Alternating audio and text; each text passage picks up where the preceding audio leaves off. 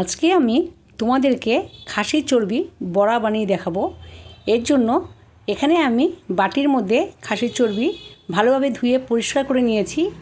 তারপরে এখানে দিলাম নুন, হলুদ, চিলি ফ্লেক্স, গোলমরিচের গুঁড়ো, আদা, রসুন, পেঁয়াজ বাটা। এবার সব কিছু ভালোভাবে মাখিয়ে নিচ্ছি। একবার হলেও বানিয়ে দেখতে পারো, খেতে কিন্তু খুবই ভালো লাগবে।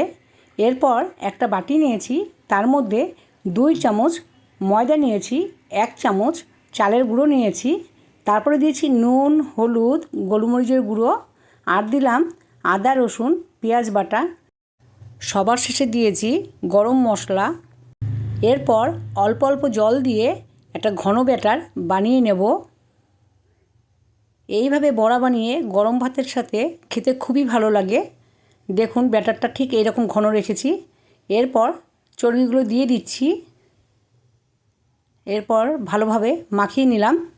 এখন আমি কড়াই গ্যাসে বসিয়ে দিয়েছি, তেল গরম হয়ে গেছে। ডুবো তেলের মধ্যে ভাজতে হবে, খুবই মুচমুচে হবে, আর একটা খেলে কারোর মন ভরবে না। দেখুন আমি উল্টে পাল্টে লাল লাল করে ভেজে নিচ্ছি। এখন আমি এই বড়াগুলো বাটির মধ্যে নিয়ে নেব।